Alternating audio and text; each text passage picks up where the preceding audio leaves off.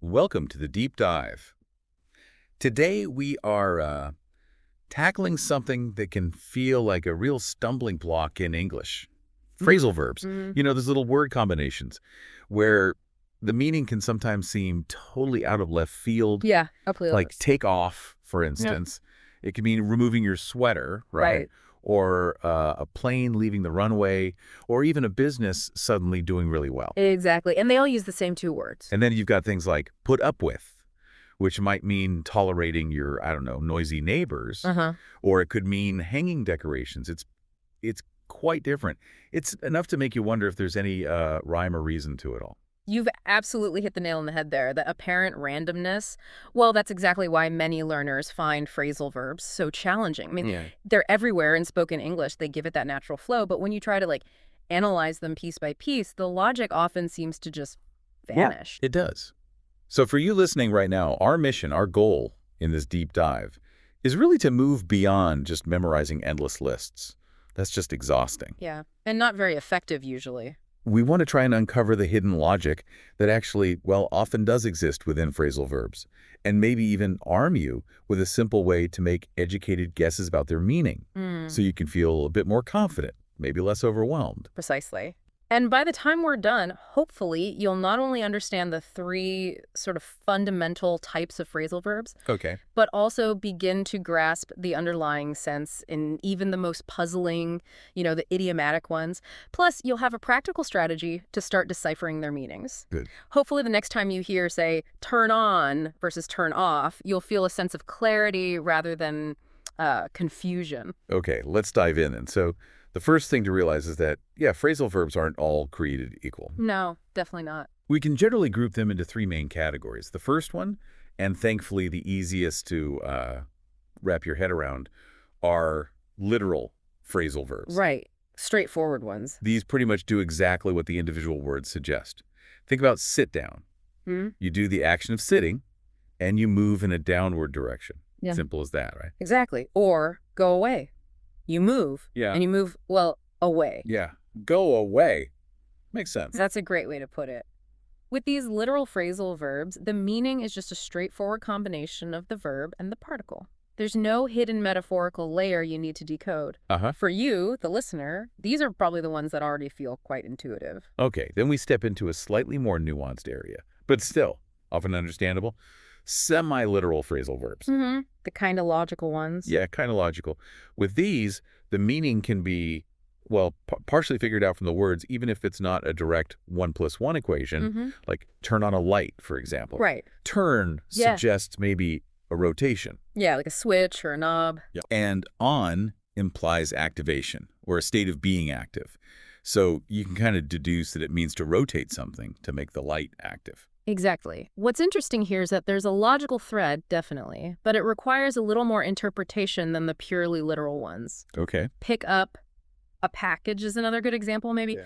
Pick implies grabbing, right? And up suggests lifting from a lower position. Mhm. So you're grabbing something from below and bringing it upwards.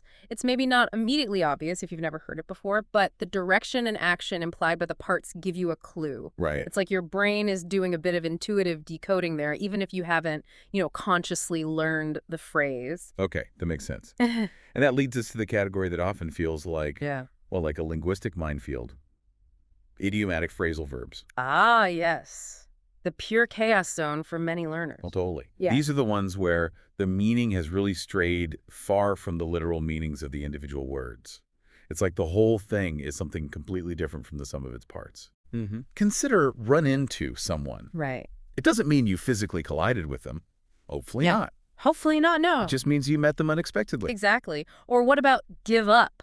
Oh, yeah. Good one.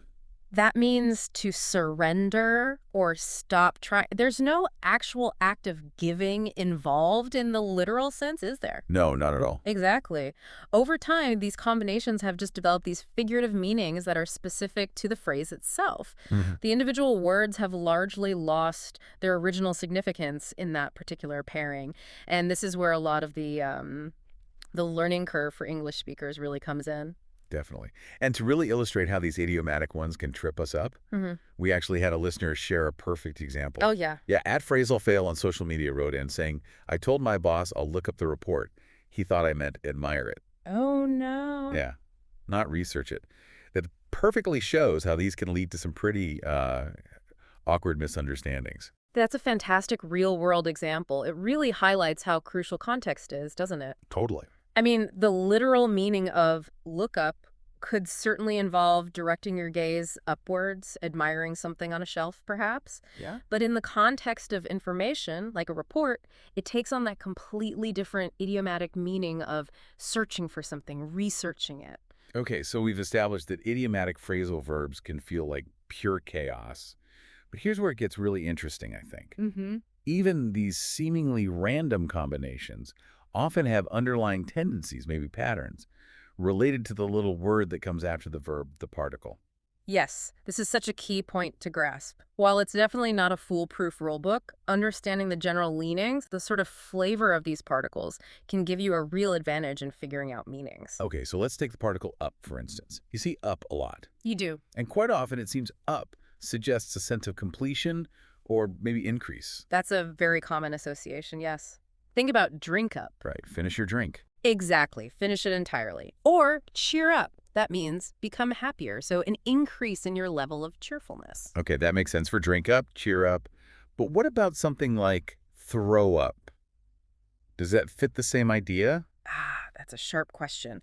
And it really highlights the fact that these are tendencies, like we said, not strict laws. Right. In the case of throw up, the up could maybe carry a sense of expulsion or bringing something sort of out and away from the body, perhaps linked to a sense of completion of that uh, physical process.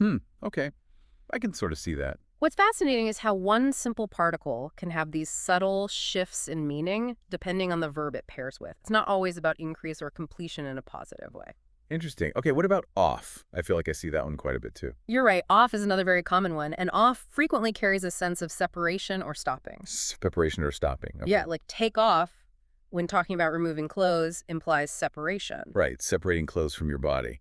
Exactly. And when a device turns off, it stops functioning, it separates from its active state. You can see a fairly consistent theme there. Yeah, I can. Okay. And what about out? Out often has a sense of revelation or distribution, bringing something into the open. Okay. Like, Well, consider find out. It means to discover or reveal information. right, bring it out into the open. Precisely. Mhm. Or hand out. That means to distribute something to a group, sharing it outwardly. Okay, this is actually really helpful. Seeing these general tendencies. It gives you a starting point, doesn't it? It does. Now, it's really important, though, for you, the listener, to keep this pro tip in mind. These particle meanings are useful clues, yes, but they aren't rigid rules. English loves its exceptions. Oh, absolutely. You can't stress that enough. Take turn up, for example. It can mean to arrive, often unexpectedly or late. He turned up half an hour late. That doesn't really fit our sense of up as completion or increase, does it? No, not directly. Although you could argue arriving completes the journey, maybe. It's a stretch. Maybe a stretch. But then turn up can also mean to increase the volume, like turn up the radio. Exactly. And that one aligns perfectly with the idea of increase we talked about. Right. So the particle offers a general direction, perhaps a potential flavor of the meaning, but you always need to consider the verb it's attached to and, crucially, the overall context of the sentence. Okay. It's really about developing a feel for these patterns rather than trying to memorize some kind of definitive list. Got it. So developing a feel, what do you do then when you stumble across a phrasal verb you've never encountered before and you're completely stumped? First step, don't panic. Good advice. Don't panic. There are a few strategies you can use to try and, figure out the meaning. The first thing is to really focus on the verb itself, the main verb.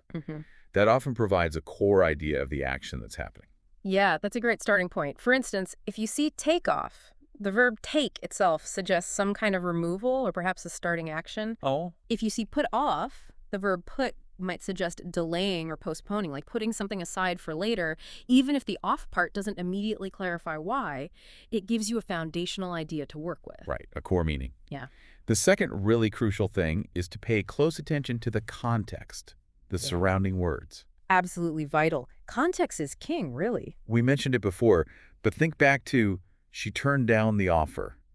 The word offer makes it pretty clear that turned down means refused. Right. But then he turned down the street, same phrasal verb, but street tells you it's literal, indicating a change in direction. Exactly. Look at the other nouns, the verbs, the adjectives in the sentence. They often provide the necessary information to guide you towards the intended meaning of that phrasal verb. Okay. Another helpful question maybe to ask yourself is, does this seem like it's describing a physical action? Ah, that's a good one. Literal phrasal verbs, as we talked about, often describe a tangible movement, right? So if you hear pick up the box, it's probably a literal instruction to physically lift something. Yeah, most likely. But if you hear pick up a language, well, you can probably guess it's an idiomatic use meaning to learn, since languages aren't things you physically pick up. That's a really insightful way to distinguish between literal and idiomatic uses, actually. The presence or absence of a clear physical action can be a very strong indicator. We even got another great tip from a listener at Phrasal Ninja. Love these listener names. I know, right? At Phrasal Ninja suggests grouping phrasal verbs by their particle. Oh, interesting. How so? They find that seeing a whole collection of verbs with up, for instance, or off, helps them notice those underlying tendencies we were discussing earlier. Ah, I see. Like creating your own little study groups based on the particle. Exactly. It's like creating your own personalized phrasal verb decoder ring. That's a very proactive learning technique. I like that. By actively grouping and observing these patterns yourself, you're essentially training your brain to recognize the subtle nuances of each particle, Yeah. which can significantly boost your ability to infer meanings down the line. Definitely worth a try. Okay, so now, once you're starting to get a better handle on understanding them, how do you actually begin to use them naturally? In your own speech, your writing, without sounding, unnatural or constantly second-guessing yourself? Yeah, that's the next step, isn't it? Moving from understanding to active use. One helpful way to start, I think, is to learn opposites together. Good strategy. This can really solidify the meaning in your mind. Turn on and turn off. That's a classic pair. Yeah, learn them as a set. Or put on clothes versus take off clothes. Seeing them as contrasting pairs can make them stick better in your memory, maybe. I think so. It utilizes the power of association and contrast, which definitely helps strengthen understanding and recall. Okay. Another useful trick could be to use visuals. Try to create a mental image that connects to the meaning. Yeah, like how? Well, for takeoff, if you're thinking about a plane, actually picture it soaring into the sky. If you're thinking about taking off shoes, imagine yourself physically removing them. These little mental snapshots can really help cement the connection between the phrase and the meaning. That makes a lot of sense. The more senses you can engage in the learning process, the more effective it often is. Visual associations can be particularly powerful for long-term memory. And finally, a tip we often share for language learning in general.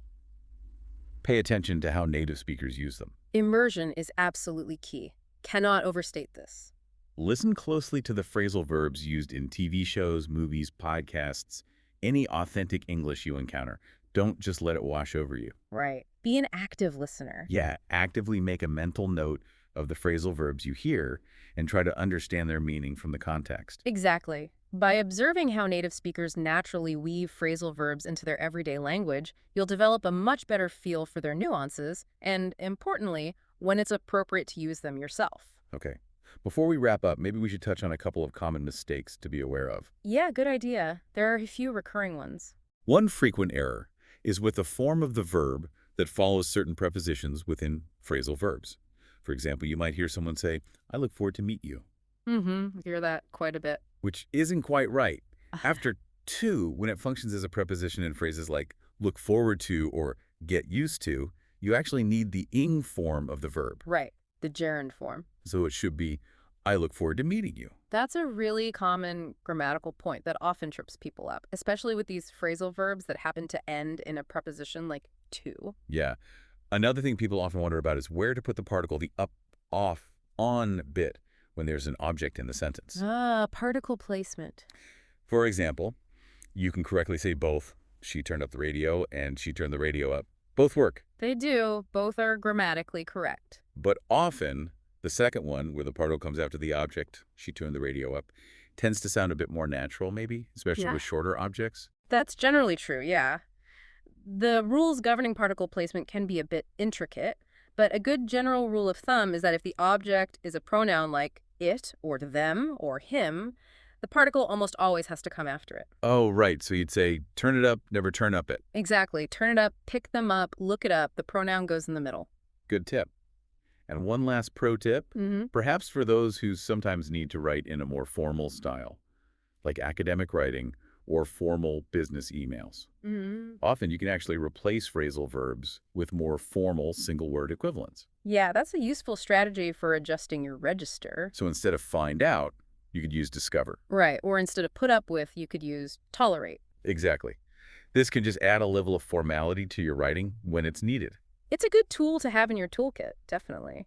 Adapting your language to different audiences and situations. While phrasal verbs are perfectly fine, even preferred, in most spoken and informal written English, Yeah, they make you sound natural. they do. But sometimes, more formal contexts benefit from that more direct, often Latinate vocabulary. Okay, good distinction. All right, time for a little active learning. We thought we'd launch a phrasal verb detective challenge just for you listening. Ooh, I like the sound of this. A challenge. Here's your mission, should you choose to accept it, for the next week or so. First, try to spot and guess the meaning of at least one phrasal verb you hear naturally in a show, movie, conversation before you look it up. Okay. Put those guessing strategies to the test. Exactly. See if focusing on the verb, the context, the physical action idea actually works for you. Second, make a conscious effort to use one new phrasal verb yourself. Ooh, active use. Good. Yeah, maybe you solved a tricky problem and you can say, I finally figured it out. Nice one. And third, just for a bit of fun, maybe teach a friend or family member a surprising idiomatic phrasal verb. Like, hey, did you know kick the bucket actually means to die? Haha. Yeah, share the weirdness of English. This kind of active engagement, spotting, guessing, using, teaching it, really is the most effective way to solidify your understanding and start integrating these phrases more naturally into your own way of speaking. Totally agree. And to give you a little encouragement, just this week, actually, I heard someone at work say they would chip in on a colleague's leaving gift. Mm-hmm. Chip in. And based purely on the context everyone was talking about contributing money, I correctly guessed that it meant to contribute or help out. Nice. See? Context works. It does. It's a small victory, but it definitely builds confidence. We'd love to hear about your hashtag small wins too if you try the challenge. Absolutely. It really is all about those small, incremental successes that build familiarity and confidence over time. So there you have it. Hopefully you now see that phrasal verbs, while they can initially seem like just a confusing jumble of random words, Mm-hmm. are actually more like logical puzzles, in a way, Yeah. waiting to be solved. That's a nice way to think about it. Puzzles. Yeah. And by recognizing those underlying patterns and understanding the general tendencies of those little particles, the ups and offs and outs, Mm. you'll be well on your way to not just getting by, but hopefully truly getting ahead. And maybe even getting away with sounding like a native English speaker sooner than you think. See, phrasal verbs everywhere. They really are embedded in the language. And what's truly fascinating is how these seemingly simple combinations of, very common words can carry such a wealth of cultural understanding and idiomatic meaning within English. Absolutely. So the next time someone advises you to just brush it off, you'll have a much clearer sense of whether they're talking about removing actual literal dust from your jacket, or perhaps suggesting you deal with some difficult feelings or a criticism. Yeah, the context tells you if it's physical lint or emotional baggage. Exactly. This raises a really interesting point, doesn't it, about how these seemingly casual expressions are so deeply embedded in how we understand even abstract concepts, like emotions or problems. It does. And on that thought, it really makes you wonder, why do direct word-for-word translations between languages so often miss the mark? Especially with things like idioms and phrasal verbs. Language is so much more than just words. It really is. What does it truly mean to think in English anyway? And how much of that comes down to mastering these subtle, sometimes frustrating, but often quite logical verbal nuances? That is definitely something worth pondering. A deeper dive for another time, perhaps? Perhaps. Thanks for taking this deep dive into phrasal verbs with us today.